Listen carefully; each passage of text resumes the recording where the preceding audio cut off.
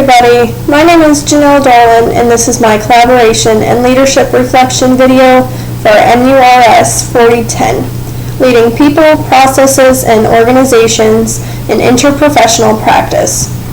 During this video, I will reflect on a personal interdisciplinary collaboration experience, point out the successful and unsuccessful outcomes, explain how poor collaboration can result in inefficient use of human and financial resources, identify best leadership strategies and best practice interdisciplinary strategies to help a team achieve their goals. So I'm a registered nurse at Health Trust Travel Agency. I get floated a lot to a whole bunch of different floors. One night I was sent to a neuro floor. I had a patient when I got there, wasn't looking great. I worked 7 p.m. to 7 a.m. The patient had a fever, she was hypertensive, she was tachycardic, she was tachypnic, which are all telltale signs of sepsis. Being that it was the night shift, I had one doctor I could contact from 9 to 11, and then one from 11 on for the rest of the night. So I was in contact with a total of 3 different doctors within my 12-hour shift. First doctor gave me some instructions and then did not answer again before 11. After 11 came, I had to get in contact with the night hospitalist. That doctor gave me different instructions, what to do with this patient. Wasn't working, patient wasn't improving. I had to call a rapid response on the patient. Whole different team of doctors came and saw this patient. So like I said, that's a total of 3 or 4 different doctors throughout the night that was trying to deal with this patient. So when the rapid response was called, I called because the patient had a decreased mental status. The rapid response doctors came up, pretty much said she was fine. There was nothing more that we can do when they went on their way. I disagreed. This patient needed to get off of our floor because we could not do what she needed to have done. She wasn't getting the care that she needed, so I was trying to advocate for her to get her off of our floor to another floor that could give her more medical attention. So all in all, the doctors pretty much ignored me and left. They didn't do anything else for the patient except told me to bolus some more fluids. Second time the rapid response was called, my house supervisor came. She saw the way that the doctors were treating me. She stepped in. Doctors were treating her the same way, telling her that the patient didn't need to go anyplace else.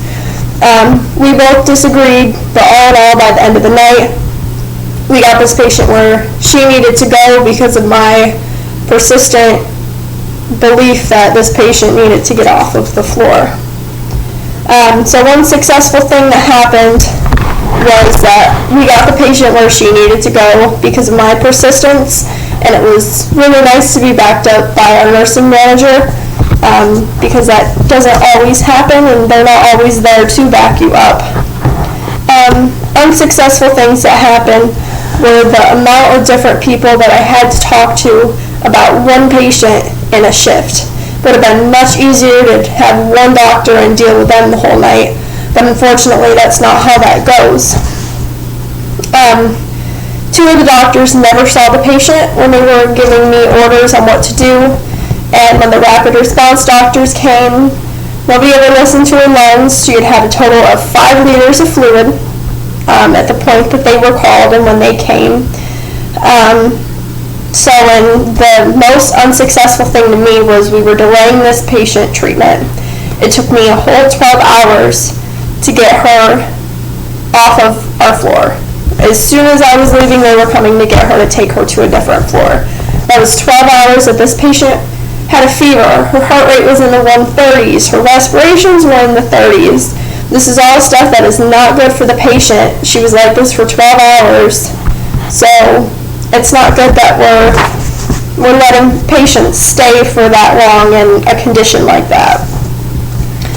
Now I'm going to take a look at the Health example. So this experience involved a new computer system that was trying to be incorporated into this nursing home type setting. And the upper management was not communicating well with their staff members. The staff members of that nursing home, they probably know what's best for that because they're working there. They know what they need to document. They know what these patients need. So they were trying to bring in a computer system that was from a hospital setting. It was not designed for their facility. So that right there was the first thing that was not going well for them. So the attempt to change the computer system was successful because in the end, everybody knows what not to do again. They learn from that how they need to communicate with each other, what needs to be done, what IT needs to do, what the upper management needs to do. But it was very unsuccessful because there was a lot of hatred that was just really not needed with all of that. Quite a few staff members expressed that they hated that system. Staff pretty much said they were thrown to the wolves and no one was there to help. Communication was not effective because upper management was not listening to any suggestions from the staff that actually worked in the facility. The IT people, they were pretty much having to be forced to help everybody figure out this new computer system. Everybody was just very overwhelmed, very angry that this was the integration of the new computer system was going the way it was. So upper management was not listening to any of the staff, so therefore the new computer system that they paid for, it put a whole lot of stress that was not needed. Money that was probably spent that was not needed to be spent was used on this computer system that ultimately failed. As quoted from the 2017 Financial Terms 101, operating budgets define several elements such as training and supplies.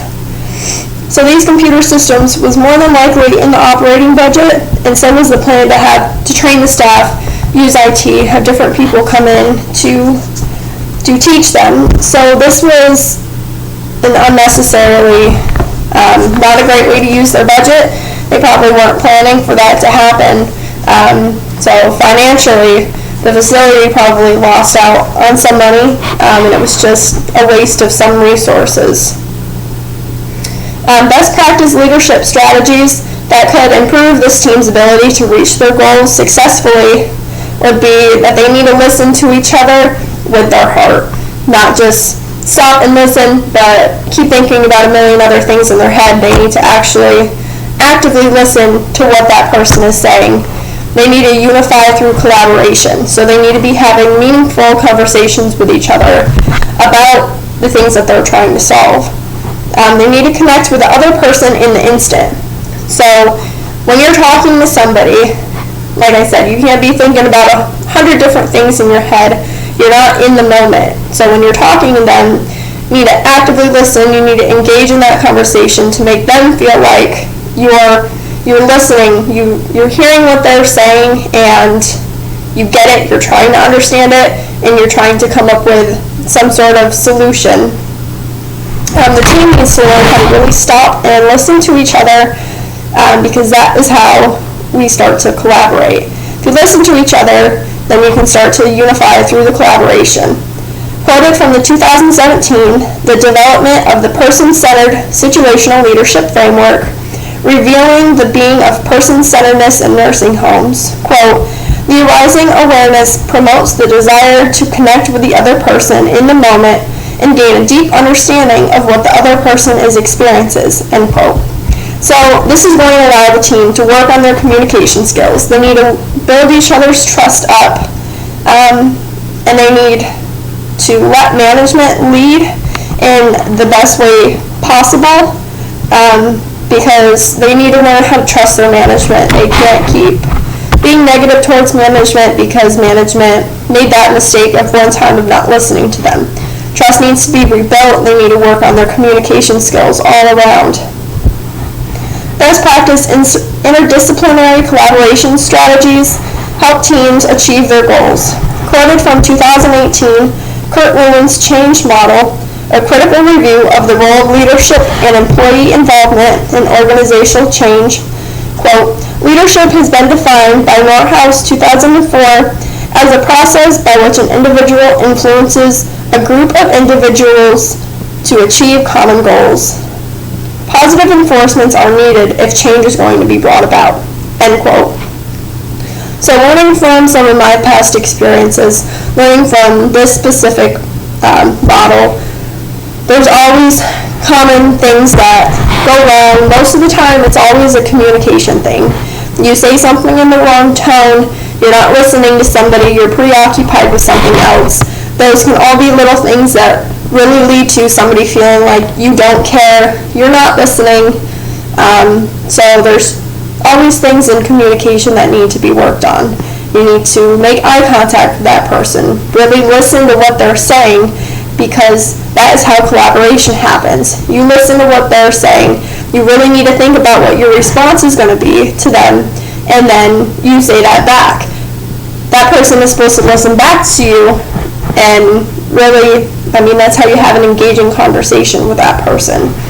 So, all in all, positivity and listening are the keys to getting something done successfully. Without those, you really are not going to have good collaboration, you're not going to have good communication, which is not going to lead to a great work environment, and it's not going to get a lot of things done that you want done. You're pretty much just going to stay flat. So positivity and listening are definitely the keys to this. Thank you.